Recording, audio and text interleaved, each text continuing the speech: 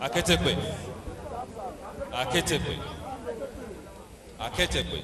Mr. Ibe Kachiku, the Minister of State for Petroleum, is next online to speak. Agadaba. He is Zion. He says his dream for oil-producing community is to take a second look at the huge tourism potential and develop it. Gbarama is home to several oil assets. It's been 8 months of attacks on oil facilities in the nation by militants in the Niger Delta. This has led to over 60% drop in the nation's oil revenues. My dream for oil-producing communities is not just in managing the resources that God has been kind enough to bestow in these lands, but I will take a second look at the huge opportunity for tourism that exists in these localities. Here in literally every oil-producing community lies unbelievable touristic resources that can transform this motherland. But I ask all of you to please join all of us in the search for peace. Because without peace, the dreams that we have in terms of the Maritime University, in terms of the gas center in Ogedengwe, in terms of all the fairly huge job potentials that oil companies can bring, will be a mirage. Professor Yemi Osinbajo, SAN, GCON, to address us. Nigeria's Vice President, Professor Yemi Osinbajo, is next to speak.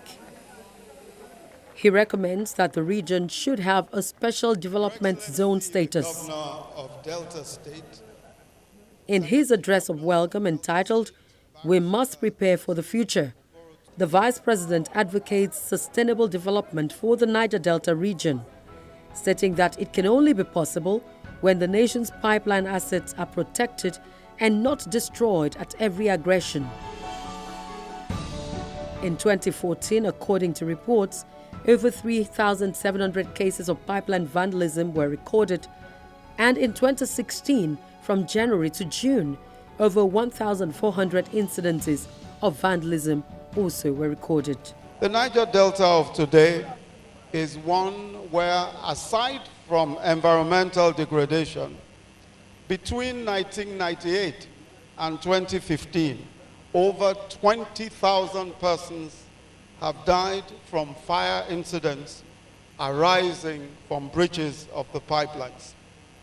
Literacy is poor, and thousands have health challenges, especially as a result of environmental pollution. In the Niger Delta of today, everywhere you go, there are signboards of proposed infrastructural projects, mostly uncompleted, and many simply abandoned. Our future is a future of progress, it's a future of development. Unfortunately, there is no time. There is no time because the future is already here. Fellow citizens, to ensure that the future is not worse than today, and to prepare for a great and promising future for the Gbarama Kingdom and the Delta as a whole, 3 things must happen. And I want you to follow me closely. 3 things must happen. 1, we must recognize the unique environmental and terrain challenges of the Niger Delta. We must also recognize that the Niger Delta is a special place, a special economic zone for this nation. And so we must treat it as a special development zone. As long ago as the Wilnix Commission, it had been acknowledged that because of the peculiar environment and terrain of the Niger Delta and the profound challenges that it posed for development, it should be treated as a special development zone. And I agree entirely that this zone has to be treated as a special development zone. The Vice President reveals that the Pan-Niger Delta Forum had come up with 16 dialogue issues that would be helpful in ascertaining its key development priorities.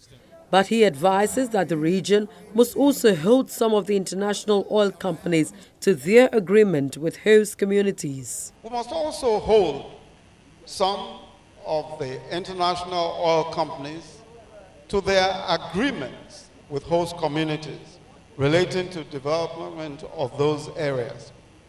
We must ensure participation of the host communities in commercial opportunities arising from oil exploitation activities. Pipeline supervision and other such contracts should favor host communities. We must promote indigenous participation in all companies. Some indigenous companies have pioneered the excellent idea of giving part ownership to their host communities. The critical issue is infrastructure: roads, rail, hospitals, schools. In the 2017 budget, we have provided for the commencement of the Lagos-Calabar Railway, the coastal railway, which will go through the Delta. We're doing this on a counterpart funding basis with the Chinese. When I leave here, we'll be visiting Kurute, the site of the Maritime University. The President has directed the Ministry of Petroleum to work quickly to see to the realization of all of the objectives of implementing this crucial educational institution.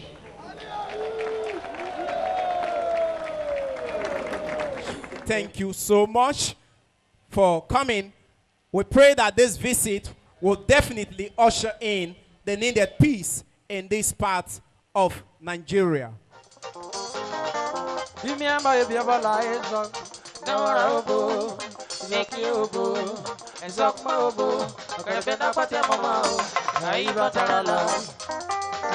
Kelly Otribosu.